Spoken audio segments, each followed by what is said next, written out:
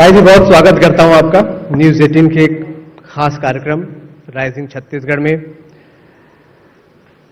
जैसा कि आपने देखा, पहले बीजेपी का साया रहे, आप लंबा वक्त बीजेपी के साथ आपने गुजारा। आपके ऑफिस में भी हमने देखी दीनदयाल से लेकर वाजपेयी जी तक की तस्वीरें थी। क्या विचारधारा भी अब बदल गई?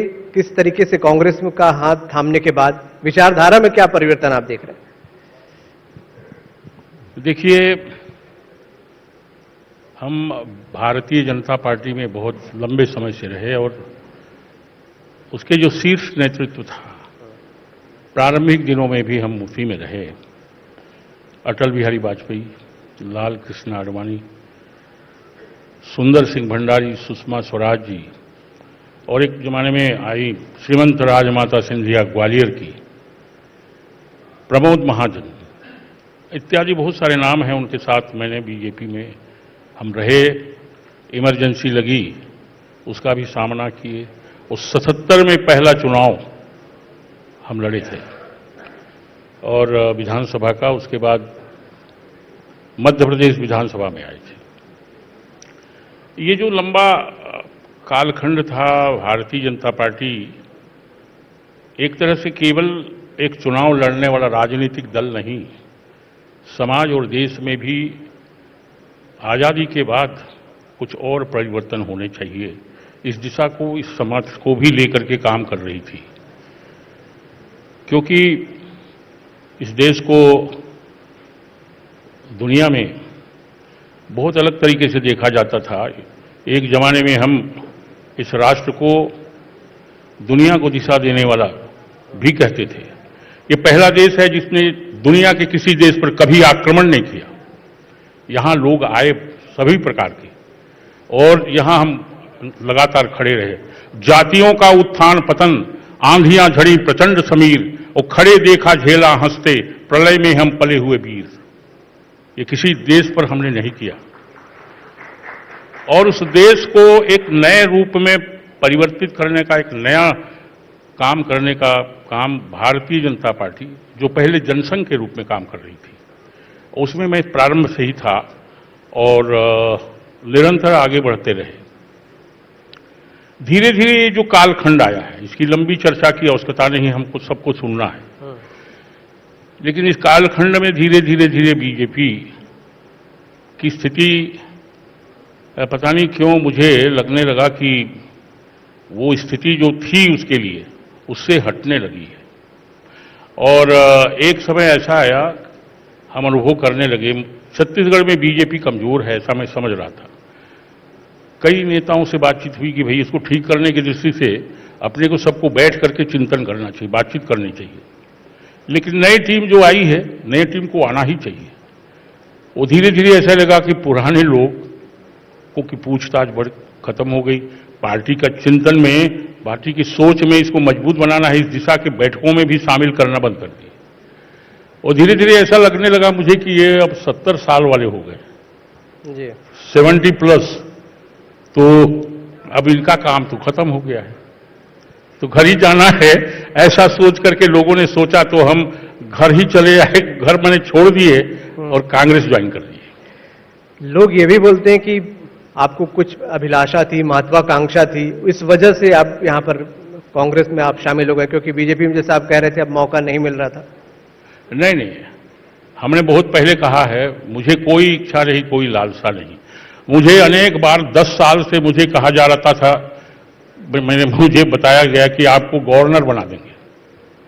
मैंने मना कर दिया, बोले गवर्नर बन के क्या करेंगे, हमारी तो उसमें कहीं संभावना, काम करना हम चाहते हैं, इसलिए हम नहीं बनना चाहते। उनको मैंने बताया, मंदिर हम लोग बनाते हैं, उसकी पूजा, प्रतिमा भी स्थापित करते हैं, उसकी पूजा करते हैं। मेरी रुचि है कि जो प्रतिमा भगवान ने बनाया है बहुत सारे, उनकी पूजा कुछ दिन और करना चाहता हूं। इसीलिए मैं गवर्नर नहीं बनना चाहता और इसलिए किसी राजनीतिक दल में ही रहूंगा, ये मेरी चिंतन था। तो क्या बनना चाहते हैं आप? जी, क्या बनना चाहते हैं फिर? मैं ये बनना चाहता हूं कि किसी तरह से जो लोग अभी भी बहुत पीछे हैं, कोरवा, कमार, बिरोर, पंडो, बैगा, ये जो प्रिमिटिव ट्राइब हैं बेचारे बहुत किनारे हैं, उनके बहुत सेवा की जरूरत है। उस समाज में मैं देख रहा हूं 35 साल से अधिक उम्र के लोग नहीं हैं, कई दुर्गुण हैं, शराब पी लेते हैं, खाना ठीक नहीं है, उनकी आर्थिक दशा ठीक नहीं है, वो समाज कहीं नष्ट खत्म ना हो जाए। शराबबंदी की आप फेवर में है नहीं है, क्या आपका क्या विचार है? देखिए, हम तो बहुत पहले से शराब समाज के लिए अच्छा नहीं है, गरीब समाज के लिए, इस विषय पर हम बातचीत करते रहे हैं। लेकिन सवाल यह है कि जो सरकारें आती हैं जाती हैं, विषय उनका है कि उसको किस रूप में ऐसा रखा जाए ताकि गरीब समाज जो है उसके विषाक्त दुर्गुण से बच सके। ऐसा कुछ किया जाना चाहिए, ऐसा मैं सोचता हूं। और ये जो गरीब समाज का नाम मैंने लिया, वो लगभग उनकी आबादी समाप्त प्राय होने की स्थिति में है। उनको कैसे बचाया जाए, ये मूल हमारा एक उद्देश्य है। अभी कांग्रेस में आप हैं और कांग्रेस ने शराबबंदी की बात की थी, हालांकि अभी कमेटी बनी हुई है, तो आपने कोई सलाह दी है खास तौर पे आदिवासियों को लेकर कि हाँ शराबबंदी यहाँ पे भी होनी चाहिए? क्योंकि कई बार ये बात सामने आती है कि आदिवासियों की तो संस्कृति है, यहाँ बंद नहीं हो सकता। नहीं, ये कह दिया जाता है कि इनका शराब तो मैंने रुचि का विषय है, उनके साथ में है, ये ठीक हो सकता है, पीते हैं, इसमें दो मत नहीं है, पीने के लिए सभी लोग पी रहे हैं। लेकिन सवाल यह है कि उसी के कारण वो समाज नष्ट प्राय हो गया है। तो आप शराबबंदी की सलाह देंगे? उन लोगों को कैसे उससे मुक्त रखा जाए, ये हमारी रुचि होगी। और थोड़ा वो आगे बढ़ें, पढ़ें लिखें, बच्चों को भी पढ़ाएं, थोड़ा समाज ऊपर आए, ये हमारी रुचि होगी। नहीं, अब सरकार को आप सलाह देंगे, उस कमेटी को सलाह देंगे जो शराबबंदी के लिए बनी हुई है कि हाँ बंद होना चाहिए? नहीं, वैसे तो देखिए हर सरकारें कुछ न कुछ मैंने वचन पत्र में, कभी चुनाव के समय, कभी घोषणा पत्र में बातें तो रहती हैं। सवाल यह है कि उसको किस सीमा तक कार्यान्वित किया जाए, ये विषय है। नहीं तो बातें रहती हैं, किसी को बात करने की जरूरत नहीं है, सभी लोग कहते हैं ये करेंगे ये करेंगे, लेकिन हो नहीं पाता। सब सर्वत्र ना बंद हो, लेकिन ये जो समाज विशेष करके है और जो इसके विषाक्त प्रभाव से बहुत दुर्गति को प्राप्त हो रहे हैं, उनको कैसे बचाया, इस दिशा में सोचना चाहिए। आदिवासी समाज में बंद होना चाहिए, मतलब समर्थन है आप दे रहे कि हाँ यहाँ पे भी बंद होना चाहिए? हाँ? आदिवासी समाज में भी बंद होना चाहिए आपका कहना है, इससे दिक्कतें हो रही हैं? जी जी, क्या कहा आपने, मैं समझा नहीं। आदिवासी समाज में शराबबंदी होनी चाहिए, इससे उनको दिक्कतें हो रही हैं? आदिवासी समाज में ही तो ज्यादा पीते हैं जी, सवाल ये है। जी, उसको कैसे बचाया जाए, ये कठिन काम तो है, लेकिन उससे वो समाज बचे, इस सीमा तक तो कम से कम उसको दूरी कैसे रखा जाए, इस पर मैं सोच रहा हूं। चलिए, आदिवासी समाज में शराब बंद होनी चाहिए, नंद कुमार साय जी मानते हैं इस बात को। आप दिग्गज आदिवासी नेता हैं और ऐसा कहा जा रहा था कि कांग्रेस मानती है कि आपके कांग्रेस में आने से एक बड़ा फायदा होगा, आदिवासी वोट बैंक उस तरफ आएगा। पर दूसरी तरफ दूसरी पार्टी के लोग मानते हैं या बीजेपी मानती है कि आप अभी भी वापस आ सकते हैं क्योंकि विचारधारा तो आपकी वही वो लोग सोचते होंगे तो वो उनका सोच है, लेकिन ये विषय हम समझते हैं कि एक कहा गया है, एक बार जो निर्णय होता है वो बार बार बदली नहीं होता, ऐसा सोचा जाना चाहिए। आदमी थोड़ा सा अगर किसी कारण से भी कहीं परिवर्तित उसका विचार हो गया, चिंतन हो गया, दल हो गया, तो बार बार बदला नहीं चाहता। क्योंकि मैं ऐसा समझता हूं, सिंह गमन सज्जन वचन और कदली फले एक बार, तिरिया तेल हमीर हट चढ़े न दूजी बार। आने वाले चुनाव में आदिवासी वोट बैंक बहुत अहम है जी, और अच्छी खासी तादाद में भी हैं, और सभी पार्टियां उसको लुभाने की कोशिश भी कर रही हैं, कांग्रेस हो बीजेपी हो। पर एक वर्ग है जो मानता है कि नंद कुमार साय अब चूक गए, अब आदिवासी वोट बैंक पे बहुत ज्यादा फर्क पड़ेगा नहीं। आप क्या मानते हैं? देखिए, आदिवासी समाज में वोट का फर्क क्या पड़ेगा नहीं पड़ेगा, ये तो मतदाता ही जानेंगे। और हम ऐसा मानते भी नहीं हैं कि हम आदिवासी समाज के ही बात को आगे रखेंगे या उनके बीच में ही काम करेंगे। उनके बीच में हम जाते हैं, उनके दुख सुख में, उनके संकट में किसी तरह की कोई बात हुई तो उनके बीच में रहते हैं आज भी। लेकिन मत की दृष्टि से उनका क्या होगा ये मैं नहीं कह सकता। वो उसके लिए वो स्वतंत्र हैं, किसको देना है, कब देना है, क्या उनके विषय होंगे, ये उनका ही मत है। मैं कभी अभी तक केवल जनजाति वर्ग में मतों को प्रभावित करने की दृष्टि से कोई काम नहीं किया। ये ठीक है, किसी दल में अगर हैं तो उस दल की दृष्टि से शहर समाज में जैसे बात होती है वैसे ही बाकी समाज में भी होती है। अब तो सर्व आदिवासी समाज भी तैयारी कर रहा है चुनाव लड़ने की, वो किस तरीके से उसे आप देखते हैं, वो कितना अलग है, आप लोगों के वोट बैंक पे कितना असर पड़ेगा? देखिए, वो कांग्रेस पार्टी हो या बीजेपी हो या और कोई भी दल हो, लोग तो इन्हीं समाज से आएंगे सभी दलों में। लेकिन जहां तक ये सर्वादिवासी समाज ने जो राजनीतिक दल बनाया है उनका चुनाव लड़ने का जो विषय है उनका अपना है, क्योंकि वो राजनीतिक दल है, वो काम अलग से करेंगे, उनका अलग एजेंडा होगा, उस दृष्टि से काम करेंगे। और उसमें मैं समझता हूं केवल जनजाति समाज ही नहीं और दूसरे समाज भी प्रभावित हो सकते हैं, और क्या प्रभाव पड़ेगा, कितना पड़ेगा, ये तो भविष्य बताएगा। एक मुद्दा बार बार उठता है, खासकर आदिवासी बेल्ट की हम बात करें, हाँ, आदिवासी बेल्ट में आदिवासी समाज के बीच में बस्तर की बात कर लें, खास तौर पे अगर मैं कहूं तो धर्मांतरण को लेकर बार बार इशू उठता है कि धर्मांतरण हो रहा है, तेजी से हो रहा है, आदिवासियों में भी कई बार आजकल डिस्प्यूट सामने आ रहा है, उसको आप कैसे देखते हैं, उसका क्या नफा नुकसान? देखिए, ये जो धर्मांतरण है ये अभी केवल जनजाति समाज तक सीमित नहीं है, और ये मैं समझता हूं, एक बार मुझे कुनकुरी के बिशप हाउस में इसी विषय पर हम लोगों की बड़ी लंबी चर्चा हुई थी और उसमें मैं भी भाग लिया था, बात भी किया था। ये अभी सर्वत्र जिसको धर्मांतरण कहते हैं, लेकिन मैं अपना मानता हूं ये धर्मांतरण नहीं है, ये अगर अंतरण है तो पूजा पद्धति का, उपासना के तरीका का, ये धर्म नहीं कहलाता है। धर्म की परिभाषा हमारे देश में अलग प्रकार की है, और उसको एक जगह कई जगह मैंने बोला कि आप हिंदू, मुस्लिम, सिख, ईसाई, जैन, बौद्ध, इसको धर्म लोग कहते हैं।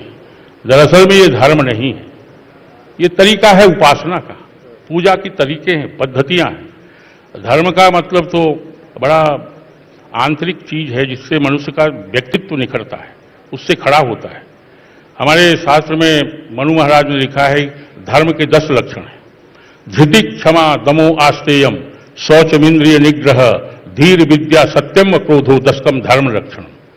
धैर्य, मनुष्य का पहला जो धर्म है वो धैर्य है। किसी भी कीमत में धैर्य नहीं खोना चाहिए। आप देखेंगे कई लोग आत्महत्या कर लेते हैं छोटे मोटे कारणों से, ये बिल्कुल सही नहीं है।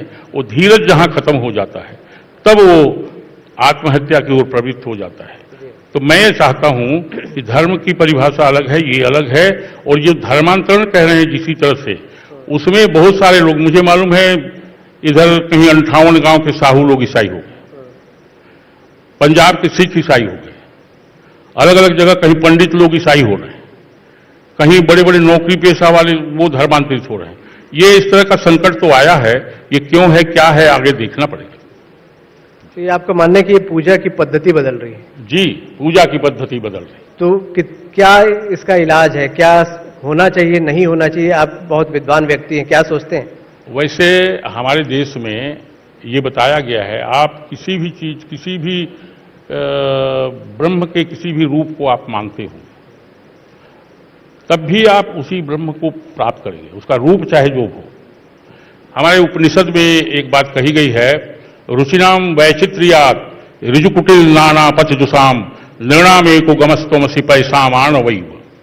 जिस तरह से अनेक उद्गम स्थान से निकल करके नदियां टेढ़े मेढ़े मार्ग से होकर के अंत में उस महासागर में जाकर के मिलती हैं, ठीक उसी प्रकार ब्रह्म के अलग अलग स्वरूप को, अलग अलग रूपों को मानते हुए अंत में हर प्राणी उस पर ब्रह्म परमात्मा को ही प्राप्त करता है। ये भारतीय चिंतन में ही कहा गया है। इसलिए किसी को मानते हो, क्या करते हो, उसका भौतिक स्वरूप क्या हो और उसका भौतिक प्रभाव क्या पड़ेगा, ये अलग से चिंतन करने का विषय है। लेकिन आत्मिक दृष्टि से किसी को भी आप माने ब्रह्म को ही प्राप्त होता है, ये हमारे शास्त्रों में कहा गया है। बहुत सारे विचार आप खुल कर रखते हैं। यूसीसी आया है, समान नागरिक संहिता, उस पर भी चर्चा चल रही थी, आप उसको लेकर क्या सोचते हैं? जी, समान नागरिक संहिता यूसीसी जी को हाँ। लेकर। अब ये देखिए, पहले तो इसका ड्राफ्टिंग आ जाए, तभी देखा जाएगा क्या है उसमें, किन बातों को लिखा गया है, और तभी इस पर कुछ कहना ज्यादा अच्छा रहेगा। अभी जब तक उसको देखा नहीं जाएगा तब तक कुछ भी कहना जल्दी होगी। चुनाव बहुत जल्द है, सर पर ही है, चुनावी माहौल गर्म है। नंद कुमार साय क्या आगे देख रहे हैं? आप चुनाव लड़ने जा रहे हैं, कुछ कमिटमेंट, कुछ बातचीत? ऐसा है, चुनाव लड़ने का काम तो सभी लोग करते हैं, लेकिन निर्णय जो है पार्टी करेगी। लड़ाना है नहीं लड़ाना है, कई बातें रहती हैं, और नए रूप में जब आते हैं तो और ज्यादा मैंने उन लोगों पर ही निर्भर करना पड़ता है। सभी दलों में यही विधान है, पार्टी तय करेगी कहाँ किससे लड़ना, किसको लड़ना है, किसको नहीं लड़ना है। तो ऐसा मुझे लगता है पार्टी को क्या करना है, पार्टी जो तय करेगी उसी हिसाब में चलेंगे। आपकी क्या इच्छा है? मेरी इच्छा, हर वे पार्टी की इच्छा, मेरी इच्छा तो है, हम अगर टिकट मिलेगी तो हम लड़ेंगे। कहाँ से, कोई जगह आपने तय की है, सोचा है कुछ? पार्टी तय करेगी, अलग अलग जगहों में। सामान्यतः हम जनजाति वर्ग से हैं, आरक्षित सीटों से लड़ते हैं, हम जसपुर जिले से आते हैं, रायगढ़ हमारा पुराना जिला है, ये सारा इलाका है, लेकिन उसमें भी पार्टी को ही तय करना है कि लड़ना है कि नहीं लड़ना है, कई बातें रहती हैं। तो यही सारा एरिया है। वैसे मैं ऐसा सोचता हूं, हम मध्य प्रदेश में भी बीजेपी के समय अध्यक्ष थे और पूरे मध्य प्रदेश को देखे और अलग अलग जगहों में भी गए, बड़ा बड़ा काम भी किए, और इधर आने के बाद पार्टी जहां से टिकट देगी तो वहां से लड़ेंगे, अगर नहीं देगी तो प्रचार करेंगे। तो प्रचार करेंगे जी। क्या मुद्दे होंगे प्रचार में? आपको क्या लगता है कौन कौन से मुद्दे तय करेंगे छत्तीसगढ़ में चुनाव की दिशा? देखिए, अभी कांग्रेस पार्टी में बहुत सारे काम तो काफी अच्छे ठीक से कर रही है। मैंने बहुत सारे विषय को जरा देखने की कोशिश की। इनका एक पुराना नारा, जो अब पुराना नहीं है, अभी कांग्रेस पार्टी ने एक दिया है, नरवा गरुआ घुरुआ बारी एला मत छोड़ियो संगवारी। तो ये इसका चिंतन हमने किया। नरवा का मतलब है नाला, खेत, गरुआ माने गाय, घुरुआ माने कचरा उचरा, उसका खाद बनाना है, बाड़ी उसमें सब्जी भाजी लगाई, ये सारा विषय को है। केवल यही नहीं है, बहुत सारे विषय को मैंने देखा कि एक जमाने में बीजेपी जो है भारतीय विधा को ज्यादा उसका अधिकार था, ऐसा हम समझते थे। लेकिन कभी कौशल्या माता का जो इस सरकार ने वहां पर बनाया है, उनके मायका माना जाता है यहाँ पर, वो बड़ा सुंदर है, हम देखने गए थे। यहाँ पर कांग्रेस पार्टी की सरकार राम वनगमन पथ पर काम कर रही है।